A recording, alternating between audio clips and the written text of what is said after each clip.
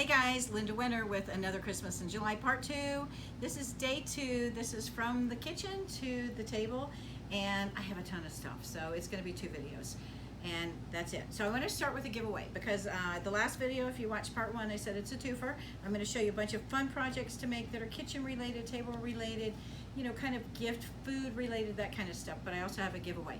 The giveaway I'm doing this week is a little bit different than last week. Last week I did Facebook and YouTube, and my winner was Sherry Roundtree May-Lee.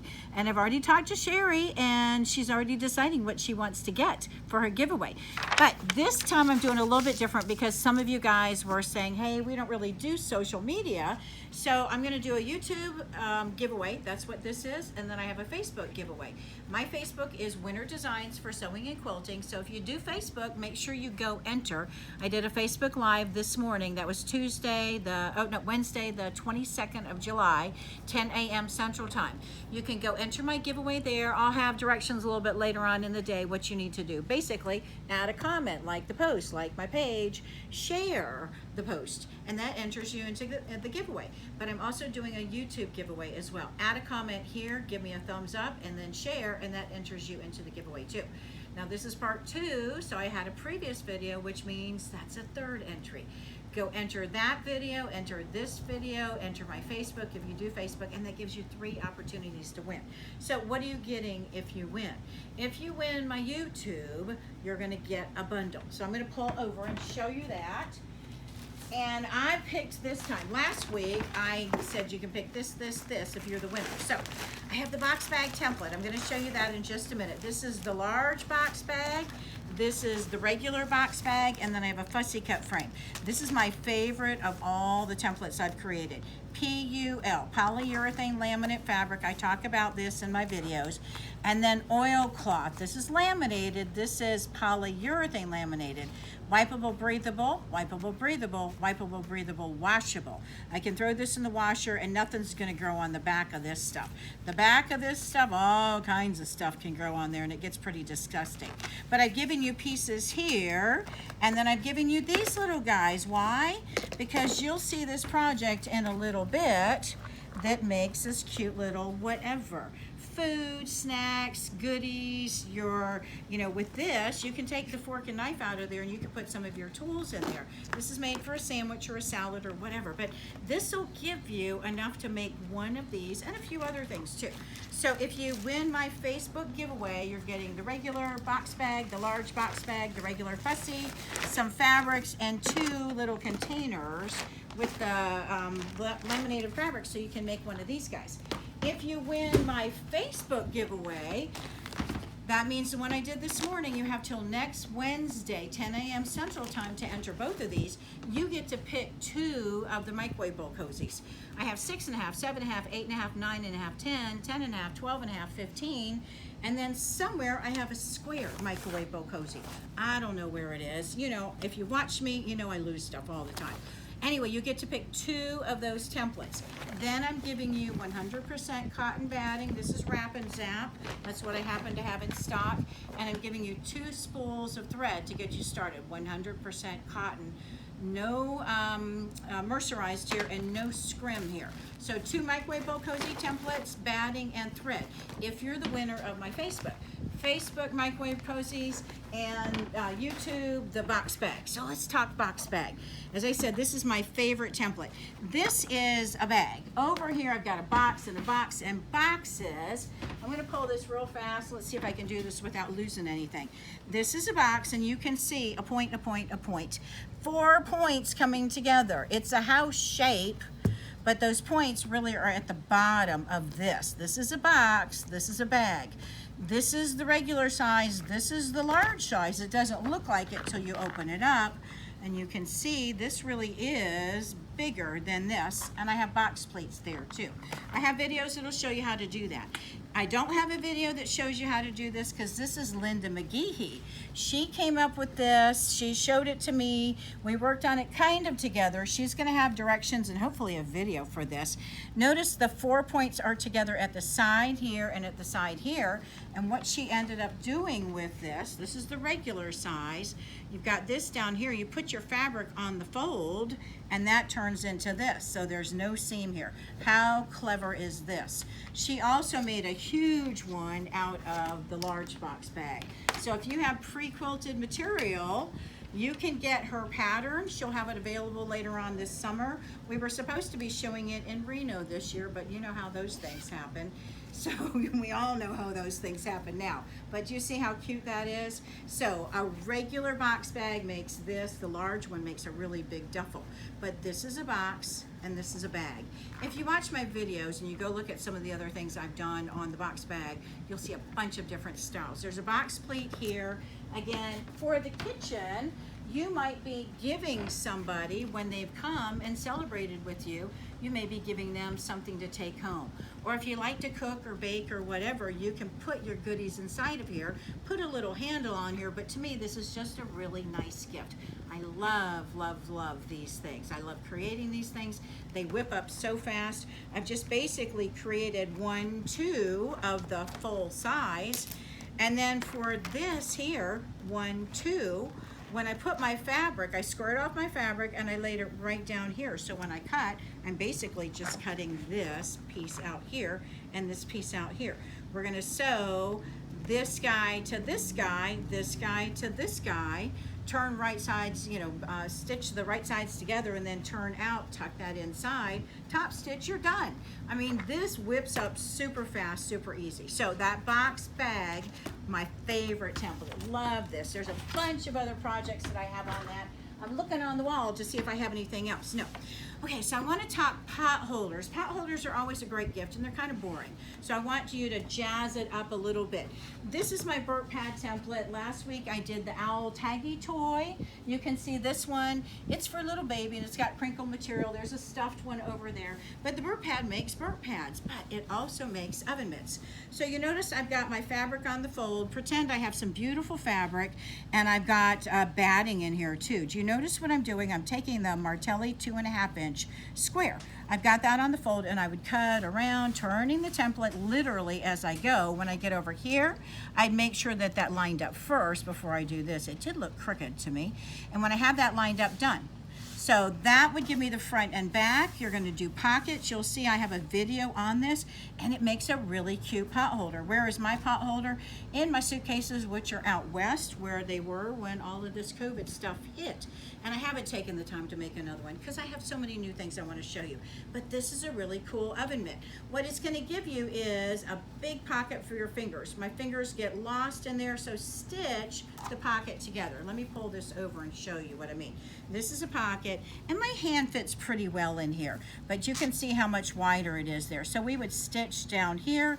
That gives me a place for my thumb and a place for my 4 fingers. So the Burp Pad makes a really cute oven mitt. What I want you to think about when you're making oven mitts is nobody has just one oven mitt. Or maybe you do, but you need some more. So let's make some more. So that Burp Pad does one. This guy here, this started out, I think it was 24 inches. I tell you in the video, 8 inches wide. Why? Because we're going to use the 8-inch circle. Pretend I've got my fabric. When I place this down here, this would be 8 inches that way. And when I cut, I basically am cutting off the left and the right together at the same time. What that gives me there is the same. If you use a bowl, a plate, a dish, good luck with this matching this. We're going to do the pockets similar to the style that I just showed you there quickly in the Burp Pad, but you'll see on the video too. That's another oven mitt kind of thing that you can use too. So these things here don't have to be all the same fabrics, but it sure is nice if you do all chili peppers or all, pasta or all wine and, grapes and that kind of stuff. It really is nice to coordinate all of those pot holders, all of the oven mitts, all those things together. Trivets, hot plates, those kinds of things. I did a little guy. This is called Clever Oven Mitt. It's a 3/4 oval. And this size is perfect for a woman's hands for the most part. I've had many requests to do one for men. See, that's just too big for me. But this is great for men, and that is done with this. What I love about this template is these whip up really fast, and if you use nice fabrics and take the time to do it well, they really turn out nicely. This one template, there's piece 1. Here's piece 2. There's a mark and a mark. Martelli sells metallic marks, marking pens, so you can put a mark here and a mark here. That'll give me this piece. And where it says place on fold, use a metallic and color that in. That gives me this. So from one template, I have 3 pieces. It's the same whether you do the large or the small, which really is regular. So that's a fun one to do too. This is a customer request, and this is one that she made me because she said, I need a clever oven mitt that's a pot pincher. And I said, okay. I Googled pot pincher, and in Google there were a ton of other pot pinchers besides this one. So I said, I'm not sure what you mean, you know, show me. And she sent me this. Well, that turned into this. So this guy here, you can see there's a pocket and a pocket, a pocket and a pocket. She did a little binding on here, which I like, but I'm not going to take the time to do the binding. Plus, it's harder for me to get my fingers in there. You'll see on the video how I have the fabric on the fold, and then I just fold this down. This whole piece turns into a pocket. You'll fold that down and top stitch. It's really fast and really easy. This one has a coordinated fabric on the back. Sometimes I do the coordinated fabric, but sometimes I do that iron quick just because it's so fast and easy. So I have more pot holders. If you watch my Stitching for the Kitchen video, you'll see a whole bunch more. You guys probably have done these kinds of things. If not, you've seen them before, but it's a good reminder that these are great napkins. Yes, for Christmas, out of Christmas fabrics, but you can do this out of other fabrics. It can even be out of blue jeans where you've done a raw edge applique, snip, snip, snip, throw it in the washer and dryer, turn it upside down, add a little piece of raffia, and then it's a 4th of July, you know, barbecue or something. You can do a cute little piece of raffia with a little flower in it, and then it goes in that stem glass, so it's a cute little napkin. How is this done? A big circle.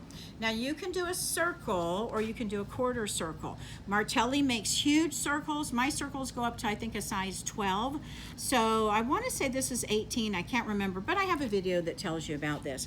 You can see that fold here. What I really recommend you do when you make the first one is stitch your first fold.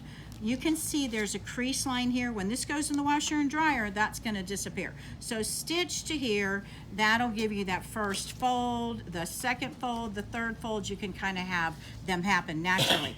I didn't get a chance to press this, so you can see it doesn't line up so well, but you get the idea. You can do decorative stitches. You can do embroidery. There's just a whole bunch of fun things to do. They don't have to be this big either. And by the way, if you do one of the smaller circles that I have here, it is Stitching for the Kitchen, but next week we're doing Wrap It Up. This little guy will make a little teeny tiny Christmas tree. You add a little dangle to it, it becomes a package topper, or it becomes a place setting kind of thing, or it can become like a gift tag. So it's a really fun thing to whip up really fast. So this morning Beth showed yesterday Beth showed this guy here. This was made with Martelli's Prairie Point, and you can see here and here and here and here. What I really like about what she did was she did this with this by finishing it off, but then she put a big circle on the back side. This could be a twofer. You could have done this out of a coordinated fabric that was like spring and fall, or baby and Easter, or something, you know, the idea of a twofer. So I love her fabric choices. Martelli sold this as a kit. We don't have the kit anymore, but you can make your own kit, and that's the Prairie Point. If you haven't played with this before, this would be a good kind of beginning project, and we make these in different sizes too. This guy here too, you can see the scalloped edge, so you can choose how you want to finish this. This can become, again, the table centerpiece.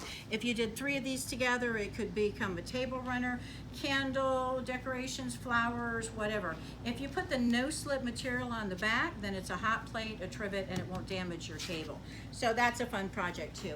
I showed yesterday how to do the 20-minute table runner. Sometimes they call it a 10-minute table runner. This one has batting inside, and it takes a little bit longer than that only because you have to go to the iron and finagle that batting. So I don't want to spend a lot of time on this. Basically, I just want to tell you it's faster, easier because of this. Martelli's 1/2-inch ruler. Normally when you watch the directions and the videos and things, they'll say 9 inches or 1/3 of a yard and 1/2 of a yard. This is 10 inches. So when I go to cut the width of my fabric, 42 or 44 inches, I don't have to do any measuring there. I've got fans on, the air conditioning on. I'm having hot flashes, so everything's blowing around. But I like the 10 inches. It gives me a little bit more, and I have this that I'm cutting the width of my fabric. You can see selvage here and selvage here. Because the back is bigger, when I stitch right sides together, these line up, but when I go to stitch these together, they don't line up, and it gives me this excess fabric. That excess fabric, when you press well, it creates a faux binding. When you finish with that, you're pressing really well, especially if you do the batting inside of there. Don't do the batting first, do the batting after you've learned how to do this. This basically, once you press, we're going to stitch this down. When you stitch that down, that ends up folding over, and it creates this wonderful miter that's here. Add a tassel or some kind of decoration here. You can add a button, whatever. I don't really like the buttons because if I'm using this as a table runner, that might knock something over. I already can spill things too easily anyway. So I like to add the little tassel. And by the way, 44 or 42 inches is the width of the fabric, but you don't have to do cross grain. If you've got a big table and you want to do a big table runner, then cut yardage. And the longer you cut this right here, that guy here is the width of your fabric. If you look at how this is, do you see how we've added, excuse me, from here to here, your width of your fabric. If we look at this, okay, you can basically, let's flip that over. Hopefully you can see. I'm not losing a whole lot. So think about how long your table is and then do yardage if you want to do it. But it's a lot of fun and it's really fast and easy when you use one of the 1/2-inch rulers. That guy's super fast and easy. I showed last week this little guy here, and I wanted to show it again because this is stitching in the kitchen, from the kitchen to the table. And I just think this is such a cute apron. This was done from a towel. So you go buy a towel from wherever, you guys know where I get it. And what we're gonna end up doing, you notice here when I fold this up, it doesn't make pretty pockets. I'm gonna show you that with this guy in a minute. We can fold it this way and then kind of do a little this if you wanted to do that. But the idea is this turns into, the towel turns into a really cute apron for little ones. So when they're cooking in the kitchen with you, helping you in the kitchen, you know, it's a whole lot of fun to get them involved. What I want to show you though is this. This is what I did last week. We're basically going to be folding in half, cut all of this off, cut all of that off. Do you see how this doesn't work there? We're going to fold that over. I want to do the armholes. Now this, actually, let's come over here where we don't have the pom-poms. So when I do this, I'm going to grab my pillowcase template. The pillowcase template, these guys here, they're the pillowcase dresses for Africa, for the little girls' dresses. I'm using the extra large, which is for a big girl, even an adult if you wanted to do that. So with an apron, because the apron I do want to come down lower, I'm going to start cutting. Again, all this would be gone, that would be gone. I'd cut right about here, I'd move that down and then cut and cut. You decide how much you want to move that down. I could cut, you all get what I'm doing. I'm cutting about right to here where it starts to curve. I move that, lining it up, continue to cut, move that down, continue to cut, and then I choose how much I want this to be. I did bias binding on here. I added just more bias binding. This guy here was the double wide and then felt. You don't have to do that, but the idea is it's a really fast apron to do.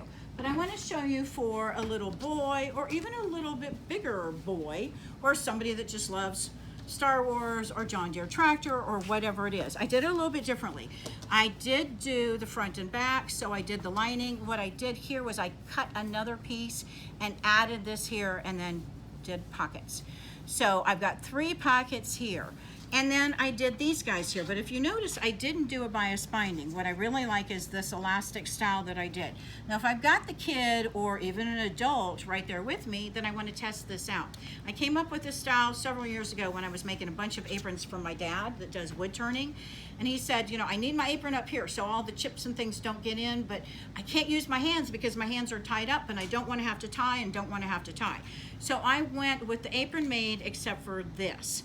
and I put the elastic around him, and I said, let me tell you where it is here, and then tell me if it's tight enough but loose enough to get off. So we measured it, and then I stitched one side in. So this goes over his head, but it's not so loose that it won't stay on his head. And then this one here was really more like this for him. And I said, pull it over your body. I had one side sewn. Pull it over your body. And I held it, and I said, you like it this tight, this loose? And we figured out how long to make this piece of elastic. So when you're putting on an apron, if it's somebody like my dad, that his hands are full, your hands are dirty, if you're doing meatloaf and all over, and I didn't put on my apron, well, I don't want to have to tie and get all that stuff all over there. This can slip over your head, this can slip over your head, and then it pulls off easily too. So the elastic is another way to do an apron. I think it's a really fun little trick for you to know about. Okay, coffee cozies. Because I got into that little Santa, I wanted to do the coffee cozy for Santa. You get on a kick. So I did my coffee cozy template, and this was what it should look like when it's on the cup. But I want to pull it off and show you, because when you design something in your head, it's a lot different than what you think. And my piece of fabric is who knows where. Do you see this? That's my template. So I'm going to show you what I did here. Do you see how that doesn't look so cute? When I get rid of this and I get rid of this, to me, this is cute. If I'm going to give this to somebody, I like this look right here. So I like to do this elastic, so when it goes around this, when I'm putting this together, I will sew all around this side. When I do right sides together, I'm going to increase the stitch length. I'll stitch that, I'll press it really good. I'll take one of my seam rippers and I rip those seams out so that when I have my cup, I can do this, and it really would be stitched right inside of here. So I'm going to mark right here with the chalk pencil, so I can tuck that inside and my marks don't show. Same thing over here. When I'm right about here, because every cup is different, coffee cozies don't fit all cups. So if I've got that stretch where it'll still stay on, this is where it would be stitched down right about there, so I'd put my mark here so I could tuck that inside. I love these because this will stay on a cup a little bit better because I've got this tight, so it's a little bit more adjustable, but mainly because there's no button. No button for me to buy, no button for me to place, no button for me to sew. So I don't have to fool with that. But when it's closed, you don't get the look of the Santa. So if you are going to do this Santa and you like the idea of that, these are elastics, headbands. I like these. If this is going to be really, really used a lot, then these are good because they're flat. So basically, we're going to be stitching this inside of here. You notice how long I have it? Why? You might even want to make it longer because you can tie a knot. Now, these are thick versus these. These are thinner. This isn't going to last you forever, but if you cut this piece here and you're going to stitch inside of here, you'll see on the video, then there's enough room for me to tie a knot in. And if I grab my other, you can see, can I get it out of here? You can see right here, this style that I'm talking about. So this is a big cup, bigger than most coffee cups. It's a drink cup basically. If I had a smaller cup, that's where the button would go, right inside of here. This is a bigger cup, so it goes right there. So tying that knot in there allows you to adjust. You can see that holds on and it stays pretty well. If you're just doing one elastic, as soon as you set that down, it's going to fall right down. So if you want to do the Santa or the elves or whatever it is, I mean, there's some really cute things out there. Just think, do I want this displayed, this view, or am I okay with this? You know, this guy here, you've got the ability to lay that out flat. It's just a matter of, are you lazier or do you want to be more practical? So that versus these guys here. If this was just solid fabric or whatever, this would look just fine. So you decide. Beth talked about this morning how you could cut some of these out and then have that button right in there. So that might be a possibility too. Once this gets weak, at some point it'll rip and fall apart.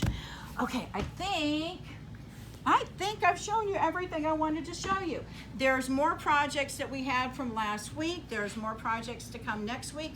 Next week is Wrap It Up. wrap it up. We're going to see some of the same projects, but you're going to see some new things, some really cool things. I want to show you how to present. I talked a little bit about some of that. Shirley, Beth, and I talked about it this morning too, but we've got some more fun things. Lisa, Beth, Shirley, and I are going to be doing Martelli next Tuesday, 10 a.m. Central Time on Martelli's Facebook page. I'm going to be with Beth and Shirley next Wednesday here with my winter designs for sewing and quilting. Facebook, if you do Facebook. YouTube, we're filming the video after we do the Facebook, so there'll be 2 different videos. One will be posted on my Facebook, one will be posted on my YouTube. This takes a little bit longer because we're trying to cram in a whole lot of stuff, and YouTube limits how much space I can have, and then I've got to get it uploaded. So that's why videos are sometimes two videos. And yes, I talk a lot, but I've got a lot I want to tell you, and I'm giving you free stuff too. So hopefully you think it's worth it. All right, what are you going to do? Enter my giveaway here. Give me a thumbs up, share this post, add a comment. Go to part 1 of this video, give me a thumbs up, share, add a comment. That gives you entries into the YouTube. Then if you do Facebook, go to my winter designs for sewing and quilting and add a comment there, like the post, like my page, share, and that gives you another entry. The YouTube giveaway is going to be the box bag bundle. The Facebook giveaway is going to be 2 of my microwave bowl cozies with some batting and some thread to get you started. All right, I hope you got some great ideas to inspire Christmas in July. This is an unusual year, so take the time now to put it to good use. We don't know what the future is going to hold, but sewing makes me happy. So I hope it does for you too. So have fun, stitch some things up. Take some pictures, share, love to see comments of things that you would like to do with these. If you've made any of this stuff, I would love to see pictures. If you do have any pictures that you've taken of projects that you've made with me, and you post them on my Facebook or figure out how to email them to me or text them or whatever, I will give you a discount code that will give you an additional purchase, discount on your purchase. Actually, I think I said earlier, if you send me pictures or post pictures, I will send you, if you order on your next order, you got to remind me because I won't remember. I will send you a thank you gift. But I do have a discount code too. So remember Sherry Roundtree Maylee, she was the winner from my Facebook, YouTube, and Facebook last week that I drew today. This is my discount code. COVID-19, it's a bad thing, but we're trying to make it a little bit of a good thing. You'll get a 19% discount if you decide you want to order anything from my winnerdesigns.com. That's my website. You can go see the products there. If there's something that I've talked about and it's not on the website, call me and I'll put it on the website. I don't have all of Martelli's stuff on there, but I'll put it on there for you. And with the 19% discount code, that's kind of a nice thing. And things are on sale too. So thank you guys for being a part of this. Thank you for watching. Thank you for sharing. I so appreciate it. I hope these things are worthwhile. Shirley and Beth and Lisa and me, we've all been working our tails off, and poor Tina's hands have gotten a workout like crazy. So thank you guys. Thank everybody for being a part of this, and we'll see you next week, Tuesday and Wednesday, the 28th and the 29th. Thanks.